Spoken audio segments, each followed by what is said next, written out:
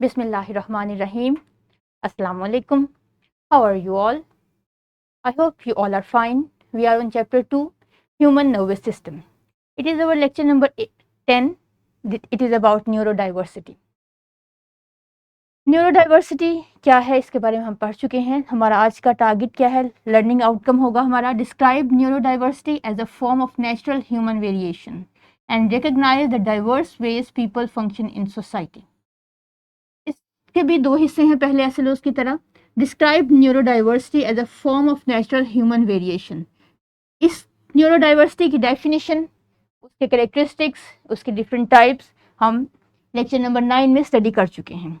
आज हम पढ़ेंगे recognize the diverse ways people function in society. आज हम ये देखेंगे कि बहुत से न्यूरोडाइवर्जेंट वेज पर्सन्स किस तरह से बिहेव करते हैं सोसाइटी में, उनके स्पेशल कैरेक्टरिस्टिक्स क्या हैं, उनकी स्ट्रेंथ्स क्या हैं, और एज अ ह्यूमन बीइंग हमारा बिहेवियर कैसा होना चाहिए फॉर टुवर्ड्स देम. हमें उन्हें कैसे ट्रीट करना चाहिए ताकि वो ईजी फील करें और अपने टास्क ईजीली परफॉर्म कर सकें. सो आज हम ये देखेंगे कि न्यूरोडाइवर्सिटी की एक्सेप्टेबिलिटी क्या है इस सोसाइटी में, हमारी आज की दुनिया में, और हमारा बिहेवियर कैसा होना चाहिए. तो लेट्स स्टार्ट. लर्निंग करने से पहले हम एक क्विक एक्टिविटी करते हैं. लास्ट लेक्चर में होमवर्क में आपको कुछ लिंक्स दिए थे जो कि हसीब अब्बासी, एक ऑटिस्टिक पर्सन के इंटरव्यू के बारे में थे. क्या आपने वो इंटरव्यू सुना? ओके. तो चलिए मुझे उसके बारे में कुछ बताइए कि आपने हसीब अब्बासी को क्या कुछ डिफरेंट महसूस किया, कि उसके कैरेक्टरिस्टिक्स, हैबिट्स, या कुछ उसके फीचर्स, फिजिकल फीचर्स, या उसके कुछ हैबिट ट्रेड्स न्यूरोटिपिकल पर्सन से कुछ डिफरेंट हैं, या हमारे अमूमन लोगों में जिस तरह के कैरेक्टरिस्टिक्स पाए जाते हैं उससे कुछ डिफरेंट आपको फील हुआ? क्या डिफरेंसेस थे आपके और अपने, अगर आप खुद को हसीब अब्बासी से कंपेयर करें तो क्या डिफरेंसेस थे आपके? क्या स्ट्रेंथ्स आपको लगी कि हसीब अब्बासी के पास हैं? तो आप क्या अज्यूम करते हैं कि हसीब अब्बासी, जैसे हम कहते हैं कि वो ऑटिस्टिक पर्सन है, एक ऑटिस्टिक पर्सन की कैरेक्टरिस्टिक्स क्या हो सकते हैं? Okay, that's good. चलिए, अगर आप हसीब अब्बासी के एग्जाम्पल को सामने रखें तो क्या आप न्यूरोडाइवर्सिटी को डिफाइन कर सकते हैं? एक कॉपी पेंसिल लेके न्यूरोडाइवर्सिटी की कोई भी डेफिनेशन जो आपके जहन में आती है इस इंटरव्यू से रिलेटेड या उस हसीब अब्बासी पर्सन से रिलेटेड, अपने उसे नोट डाउन कीजिए. अब अपने टीचर से अपनी डेफिनेशन पे डिस्कशन कीजिएगा. हम अपना स्टार्ट करते हैं आज का lecture. You know very well कि our fingerprints are different. Each person has different fingerprint than others. So our brains. हम हर शख्स का ब्रेन दूसरे से डिफरेंट काम करता है, कुछ मुख्तलिफ सोचता है. हर शख्स की अपनी प्रेफरेंसेस हैं. लेकिन अगर आप थोड़ा सा इस पर गौर कीजिए तो हर शख्स का दिमाग, हर शख्स के काम करने का तरीका तकरीबन एक ही जैसे पैटर्न्स पे है. हमें दीवार एक ही जैसे कलर, एक कलर की दीवार सब लोग एक ही जैसे कलर्स की देखेंगे, या कोई भी एक काम, कोई भी एक प्रॉब्लम, मैथमेटिकल प्रॉब्लम एक ही तरीके से सॉल्व करेंगे. फर्क कहाँ पे आएगा? अमूमन हमारे ब्रेन्स में, उसकी प्रेफरेंसेस में, थिंकिंग में, लर्निंग एबिलिटीज़ में. ये हमारी चीज़ें मुख्तलिफ हो सकती हैं.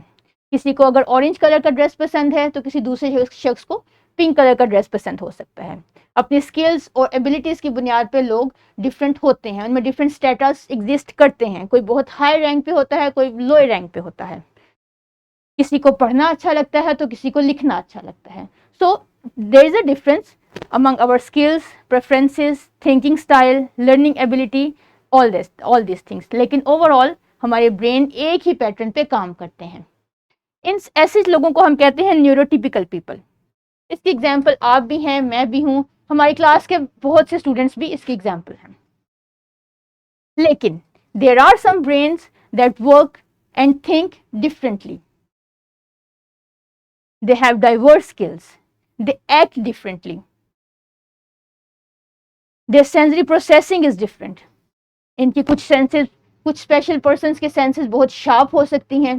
कुछ को लाइट, बहुत मामूली सी लाइट भी बहुत ज़्यादा अफेक्ट कर सकती है, और किसी को थोड़ी सी आवाज़ भी बहुत ज़्यादा डिस्टर्ब कर सकती है, या बाज़ दफ़ा बहुत तेज आवाज भी इन लोगों को अफेक्ट नहीं करती। द इंफॉर्मेशन प्रोसेसिंग इज क्योंकि इनकी सेंसरी प्रोसेसिंग नॉर्मल पर्सन से डिफरेंट है, so their information processing is also different. These differences are due to structural differences in brain. हमने अगर आप लेक्चर याद हो प्रीवियस लेक्चर, तो हमने पढ़ा था कि न्यूरो डाइवर्जेंट पर्सन्स में या न्यूरो डाइवर्जेंट पर्सन्स में ब्रेन में कुछ स्ट्रक्चरल एबनॉर्मलिटीज आती हैं, कुछ स्ट्रक्चरल डिफरेंसेस आते हैं at the time of development. या तो उनका कुछ पार्ट बहुत ज़्यादा डेवलप हो चुका होगा, या उनका कुछ पार्ट ब्रेन का बिल्कुल भी डेवलप नहीं होगा। कुछ न्यूरॉन्स बहुत ज़्यादा होंगे, कुछ न्यूरॉन्स बहुत कम होंगे। तो ये जो डिफरेंसेस हैं, ये एक पर्टिकुलर टाइप ऑफ पर्सन्स को की क्लास को की डेवलपमेंट करती हैं। ऐसे पर्सन्स को हम कहते हैं न्यूरो डाइवर्स पर्सन्स। ऑटिज्म इसकी एक एग्जाम्पल है। There are many neurological divergent conditions such as autism, ADHD, attention deficient hyper activity syndrome, dyslexia, dyscalculia और डिस्प्रेक्सिया। इसके अलावा भी ऐसी बहुत सी कंडीशंस हैं जो न्यूरो डाइवर्जेंट कंडीशंस हैं, और हर कंडीशन के सिम्टम्स, उनका इंटरेक्शन का स्टाइल, उनकी स्ट्रेंथ्स, चैलेंजेस दूसरे से मुख्तलिफ हैं। इस सब चीज़ को हम कहते हैं neuro diversity. Neuro diversity, neuro, the word neuro is related to neurons. Neuro diversity के इसमें डाइवर्स टाइप के न्यूरॉन्स हैं जो मुख्तलिफ तरीके से एक्ट करते हैं, मुख्तलिफ तरीके से बिहेव करते हैं, एक ही चीज़ को मुख्तलिफ तरीके से परसीव करते हैं, उसे डिफरेंट तरह से प्रोसेस करते हैं। एक छोटी सी एग्जांपल लेते हैं कि कम्युनिकेशन, नॉर्मल पर्सन्स में कम्युनिकेशन कैसे है आप सब जानते हैं, लेकिन न्यूरो डाइवर्स पर्सन्स में, न्यूरो डाइवर्जेंट पर्सन्स में कम्युनिकेशन थोड़ी डिफरेंट होगी। वो हो सकता है कि वर्बल कम्युनिकेशन को प्रेफर ना करें, नॉन वर्बल कम्युनिकेशन इनके लिए ज़्यादा इफेक्टिव रहती है।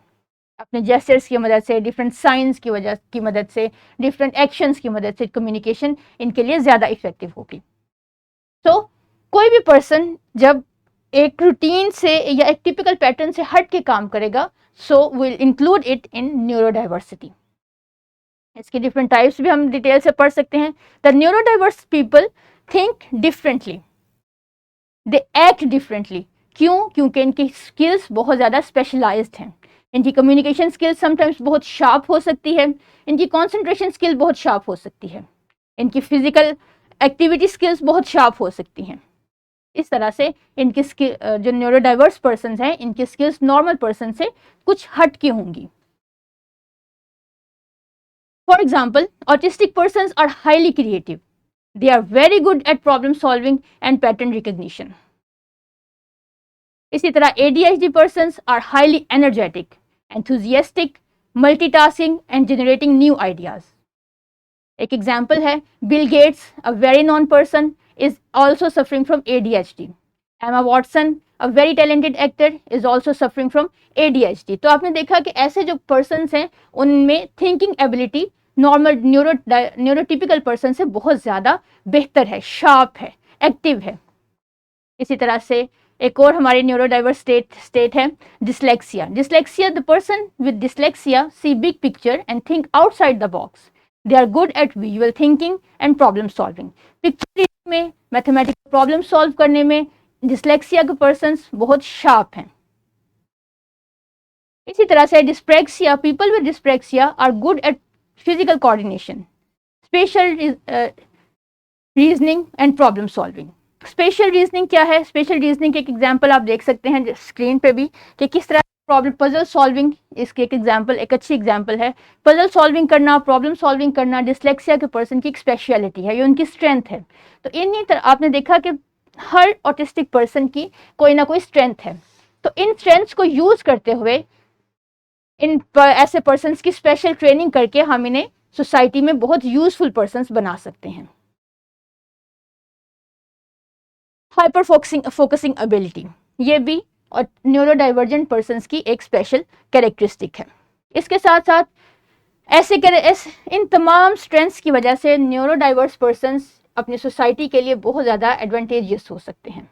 अगर उनकी स्पेशल ट्रेनिंग की जाए, अगर उन्हें सूटेबल माहौल दिया जाए, अगर एनवायरनमेंट उनके लिए वर्केबल हो, तो ऐसे पर्सन्स अपनी सोसाइटी के लिए बहुत ज़्यादा सक्सेसफुल साबित हो सकते हैं। लेकिन क्या होगा? लेकिन होता क्या है कि न्यूरो डाइवर्जेंट पर्सन्स की लाइफ में आने वाले चैलेंजेस इनकी लाइफ को थोड़ा सा डिफिकल्ट बना देते हैं, क्योंकि ऐसे लोग सोसाइटी को अंडरस्टैंड करने में थोड़ा टाइम लेते हैं। इसी तरह सोसाइटी भी ऐसे लोगों को अंडरस्टैंड करने में टाइम लेती है। समटाइम्स एक्सेप्टेबिलिटी बिल्कुल ज़ीरो हो जाती है। सो ऐसे पर्सन्स को अपने टास्क परफॉर्म करने में थोड़ी मुश्किल पेश आ सकती है। तो हमें करना क्या है कि अगर हमारे इर्द गिर्द कोई ऑटिस्टिक पर्सन है, कोई ADHD पर्सन है, कोई भी न्यूरो डाइवर्जेंट पर्सन है, तो हमें उसके लिए एडजस्टमेंट्स करनी है। एनवायरनमेंट को थोड़ा सा सूटेबल बनाना है ताकि ऐसे पर्सन्स ईजिली अपना काम कर सकें। अगर ऐसे पर्सन्स कोई उन्हें सेंसरी प्रोसेसिंग में थोड़ा मसला हो रहा है, कोई लाइट उन्हें अफेक्ट कर रही है या शोर उन्हें बहुत ज़्यादा अफेक्ट कर रहा है, तो हमें थोड़े से अपने एनवायरनमेंट को एडजस्ट करके इनके लिए वर्केबल बनाना है। काम एनवायरनमेंट देने की कोशिश करनी चाहिए इन्हें। Have patience and be understanding, ये एक गोल्डन रूल है न्यूरो डाइवर्स पर्सन्स के साथ इंटरेक्ट करने का। आप जितना ज़्यादा पेशेंस रखेंगे, जितना ज़्यादा उन्हें समझने की कोशिश करेंगे, इतना ही ज़्यादा उन लोग ऐसे पर्सन्स को एक्सप्लोर कर सकेंगे और उन्हें हेल्प करेंगे कि वो अपनी सोसाइटी में कंट्रीब्यूट कर सकें positively. Be flexible for time and place, अगर कोई पर्सन, ऑटिस्टिक पर्सन या न्यूरो डाइवर्जेंट पर्सन, कोई चिल्ड्रन अपने टास्क परफॉर्म करने में, अपना टेस्ट सॉल्व करने में, अपना क्विज सॉल्व करने में नॉर्मल पर्सन से ज़्यादा टाइम ले रहा है, तो हमें अपना हमारा शेड्यूल इतना फ्लेक्सिबल होना चाहिए कि वो अपने आराम से अपने काम अपनी मर्जी के मुताबिक टाइम के मुताबिक परफॉर्म कर सके। Be respectful, don't make assumptions, ऐसे लोगों के बारे में अमूमन जैसे हमारे यहाँ रवैया पाया जाता है कि ऐसे लोगों को अच्छा नहीं समझा जाता। It is very very bad thing, very very bad manner. ये लोग हमसे कहीं ज़्यादा बेहतर हैं। ज़रूरत क्या है? अंडरस्टैंड करने की, रिस्पेक्ट करने की, एडजस्टमेंट्स करने की। याद रखिए कि हर 7 में से, पूरी दुनिया में हर 7 में से एक शख्स न्यूरो डाइवर्जेंट है। किसी के सिम्टम्स बहुत ज़्यादा ऑब्वियस हैं तो किसी के सिम्टम्स माइल्ड हैं। तो अगर इतनी बड़ी रेशो में हमारे यहाँ न्यूरो डाइवर्जेंट पर्सन्स मौजूद हैं, तो कोई वजह ऐसी नहीं है कि उन्हें एक्सेप्ट ना किया जाए, उनके लिए एनवायरनमेंट को एडजस्ट ना किया जाए। हम अपनी पॉपुलेशन का इतना बड़ा हिस्सा किसी भी सूरत में वेस्ट नहीं कर सकते, सिर्फ इसलिए कि हम उन्हें एक्सेप्ट नहीं कर पा रहे या हम उनके लिए एडजस्टमेंट्स नहीं कर पा रहे। ये हमारे एज ए नेशन, हमारी कंट्री के लिए भी एक यूजफुल थिंग होगी अगर हम अपने आप को एडजस्ट कर लें न्यूरो डाइवर्स पर्सन्स के अकॉर्डिंग। सो याद रखिए, all humans are same, all humans are same, so they have the right to be treated the same. Embrace neurodiversity. I hope कि आपको पॉइंट ऑफ व्यू मेरा अच्छे से समझ आ गया होगा। एक स्किल है आपके पास 2.6 के नाम से, search and narrate with empathy and understanding how neurodiverse and neurotypical individuals experience the world similarly or differently. अब यहाँ पे कंपैरिजन करना है आपने न्यूरो डाइवर्स पर्सन्स का और न्यूरोटिपिकल पर्सन्स का, कि वो इस दुनिया को उन दोनों के बारे में इस दुनिया का पर्सपेक्टिव क्या है और वो इस दुनिया के प्रॉब्लम्स को कैसे देखते हैं और किस तरीके से सॉल्व कर सकते हैं। QR कोड 2.6 स्कैन कीजिए तो आपके पास ये स्किल शीट आएगी। इस स्किल शीट को सॉल्व कीजिएगा और अपने टीचर को सबमिट कीजिएगा। Next comes the homework. Homework में क्या करना है आपने? How can you make your home and class neuro diverse friendly. अगर आपके इर्द गिर्द कोई रिलेटिव्स में या आपकी क्लास में कोई न्यूरो डाइवर्जेंट पर्सन है तो आप उसे कैसे ट्रीट करेंगे, उसके स्ट्रेंथ्स और वीकनेसेस के मुताबिक अपने माहौल को कैसे एडजस्ट करेंगे। प्रिपेयर अ पोस्टर और chart and display in your class. Next class में हम हेल्दी ब्रेन के बारे में पढ़ेंगे। हम अपने ब्रेन को किस तरह से एक्टिव रख सकते हैं कि वो अपने फंक्शंस एक्टिवली परफॉर्म कर सके। तो टिल देन अपना ख्याल रखिएगा। अल्लाह हाफिज़।